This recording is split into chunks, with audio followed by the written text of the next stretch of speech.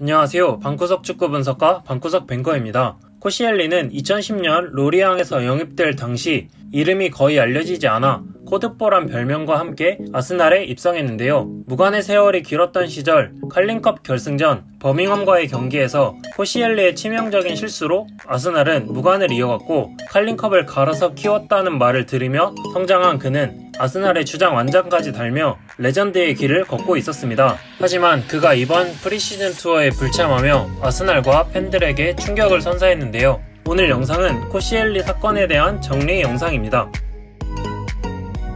올해 6월 말 아스날은 몬레알과 함께 코시엘리의 1년 연장 조건을 발동시켜 두 선수의 계약 기간이 1년이 남게 된 시점에서 재계약을 제의했습니다. 지난 시즌 유로파리그 4강 아틀레티코전에서 당한 아킬레스건 부상으로 러시아 월드컵에도 낙마하고 무려 7개월 동안 결장한 코시엘리는 2018년 12월 14일 유로파리그 카라바오전에서 복귀하여 이번 시즌 총 28경기를 소화했는데요. 이는 리그에서만 약 30경기를 소화하던 예전 시즌과는 다른 모습이었습니다. 아스날은 이 점을 걸고 재계약 테이블에 앉았습니다. 아스날은 2년 재계약을 제시했는데요. 기존의 계약이었던 기본급 12만 파운드에서 많은 경기를 출전하지 못한 최근 시즌을 반영하여 기본급의 대폭 삭감과 높은 출장 수당으로 경기 출장 시에는 기존의 12만 파운드보다 더 많은 주급을 수령할 수 있는 조건을 내세운 아스날이었습니다. 이에 코시엘리는 아스날에 몸바쳐 뛰는 9년 동안 레알, 바르샤, 미넨과의 이적설에도 팀에 잔류했는데 기본급 대폭 삭감은 너무하지, 가뜩이나 부상 때문에 앞으로 많은 경기를 뛰기엔 힘들 것 같은데 라고 생각하며 재계약을 거절했고, 그때 주전 센터백 줄스 쿤데가 세비야로 이적하며 센터백이 필요해진 보르도가 등장합니다. 우리는 3년 계약에 너가 그동안 받던 기본급만큼 줄게. 대신 그 주급을 주려면 너가 FA로 와야 줄 수 있어. 그러니까 프리로 풀어달라고 해. 라며 접촉했습니다. 코시엘리는 아스날의 재계약 제의에 대한 불만과 아버지처럼 따랐던 벵거 감독의 부재로 1년 연장을 무르고 자유계약으로 풀어주기를 아스날에 요구합니다. 이때까지만 해도 그동안 구단 운영에 불만이 많았던 아스날 팬들은 9년 동안 잡음 없이 충성심을 보여준 코시엘리가 저러면 다 이유가 있겠지 라며 코시엘리의 편에 섰습니다. 하지만 아스날은 코시엘리의 요구를 거절하고 보르도에서 정식 비드가 오면 보내주겠다 라고 대답했고, 결국 7월 11일 코시엘리가 프리시즌 투어 합류를 거부하며 상황이 반전되었는데요. 이 사건을 계기로 팬들뿐만 아니라 선수들까지 큰 충격을 받은 현재 상황으로 코시엘리는 주장직을 박탈당하고 리저브팀으로 강등당한 상태입니다. 이 사건이 터지고 보르도의 정식 비드는 없고 렌과의 개인 합의도 회장이 나서서 부정하며 구단 레전드의 길로 들어서던 코시엘리는 낙동강 오리알 신세로 전락하게 된 현재입니다. 이 사건에 아스날의 심경이 곤두설 수밖에 없는 이유가 두 가지가 있습니다. 이번 여름 이적 시장에서 생테티엔의 2001년생의 수비수 윌리엄 살리바 영입에 공을 들이고 있는 아스날인데요. 살리바의 이적에 생테티엔이 제시한 조건은 이적 후 1년 임대입니다.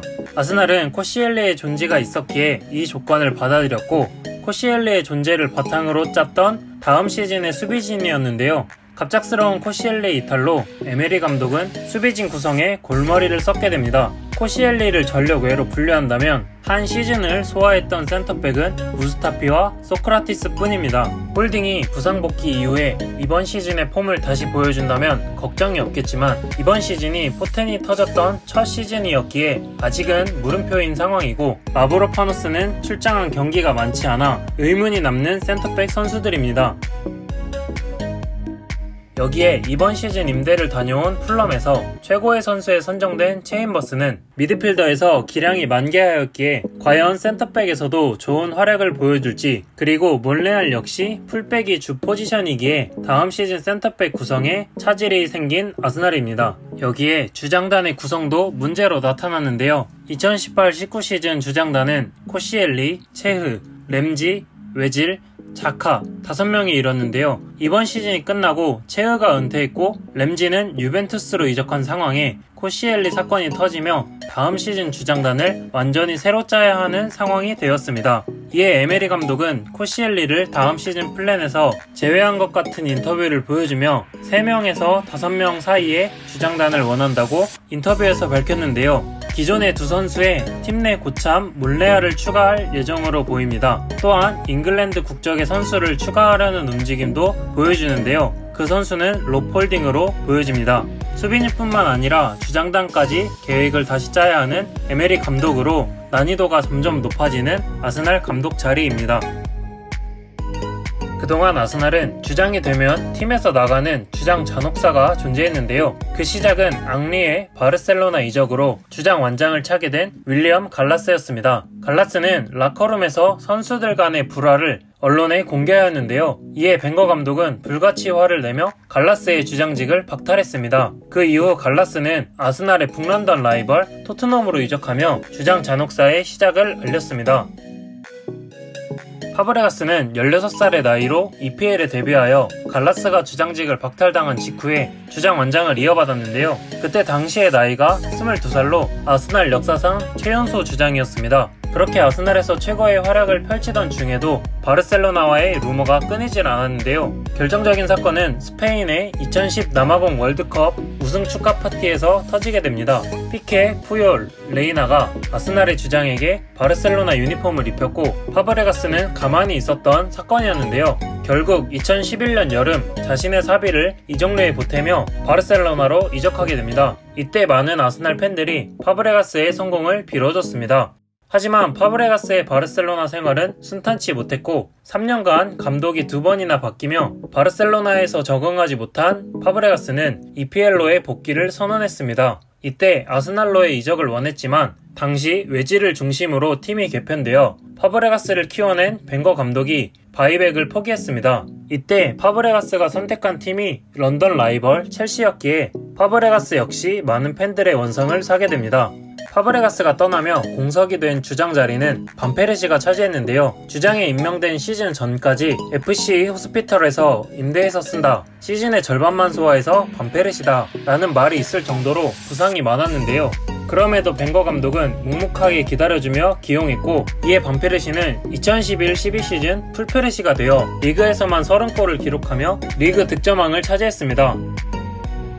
드디어 풀페르시를 본다는 기대감도 잠시 시즌이 끝나고 재계약을 거부하고 성명서를 제출하고 이적설이 강하게 나던 맨시티도 아니고 유벤투스도 아닌 최대의 라이벌 클럽 맨체스터 유나이티드로 이적하게 됩니다. 이때 내 안의 작은 아이가 맨체스터 유나이티드라고 속삭였다 라는 말을 남기며 아스날에서 최악의 배신자로 남게 됩니다. 하지만 이런 반페르시도 프리시즌 투어에는 참가하고 성명서도 제출했기에 코시엘리의 프리시즌 불참이 더더욱 아쉬운 점으로 남는 것 같습니다. 반페르시가 나가고 주장이 된 베르마엘렌도 바르셀로나로 이적하며 주장 4명이 연속으로 다른 팀으로 이적한 주장 잔혹사가 이어졌습니다. 하지만 아르테타와 메르테사커를 거쳐 이 주장 잔혹사가 끊어지는 듯 했으나 코시엘리가 다시 불을 붙였기 때문에 더 민감할 수밖에 없는 코시엘리 사건입니다. 아스날의 주장 잔혹사는 언제까지 이어질 것인지, 그에 앞서 코앞으로 다가온 2019-20 시즌은 어떻게 치러질지 걱정이 앞서는 코시엘리 사건은 여기까지입니다. 끝까지 시청해주셔서 감사합니다.